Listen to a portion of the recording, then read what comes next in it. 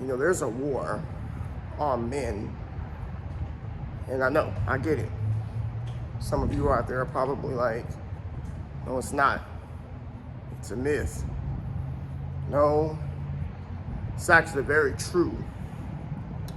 And Hollywood is literally showing you this with film after film, movie after movie, really the last X amount of decades. But people don't want to see it. People don't want to accept it.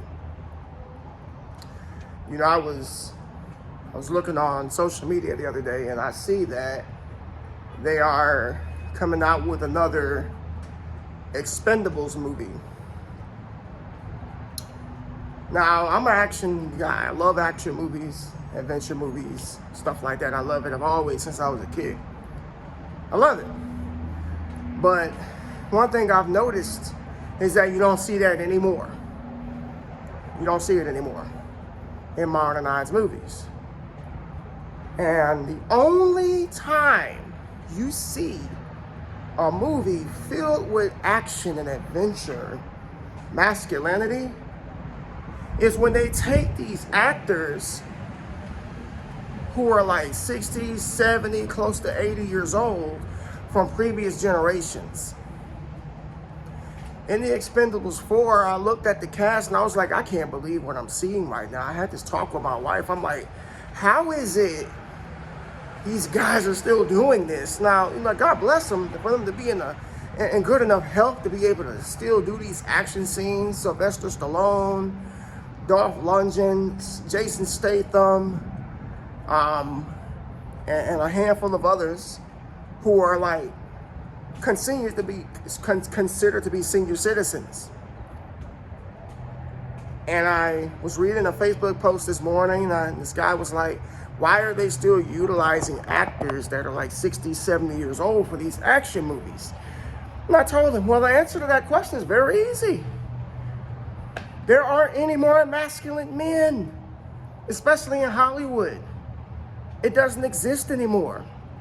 It doesn't. Which is why we see these old guys still doing what it is they do. Schwarzenegger still doing what it is that they do. And when they're gone, because one day, I know you all don't want to think about it, but when they pass, it's over.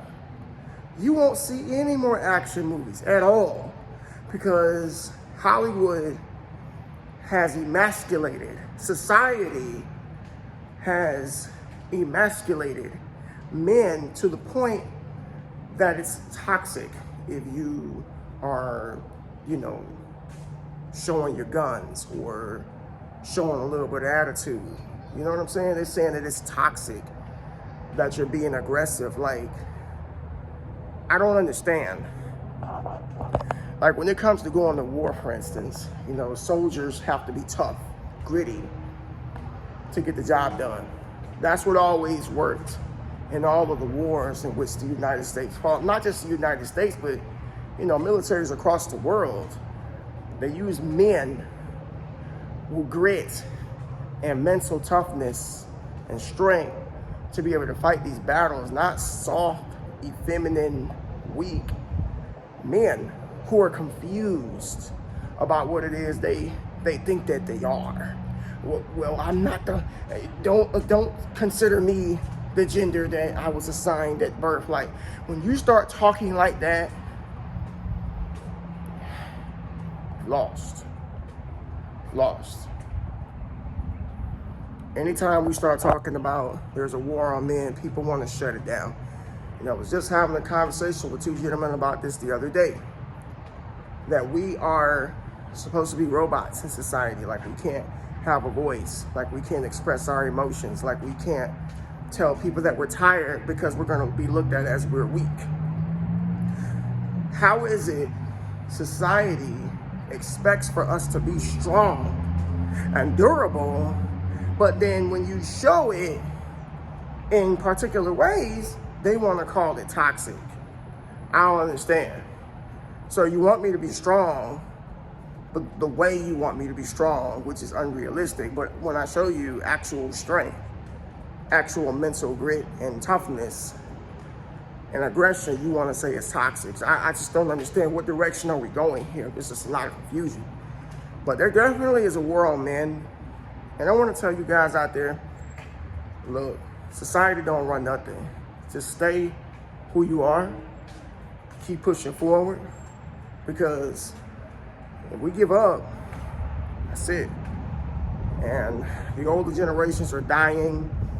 The younger generations are a lot more sensitive and accepting of the narratives that are being pushed in this world right now. It ain't cool. It ain't cool at all. Stay blessed. Peace.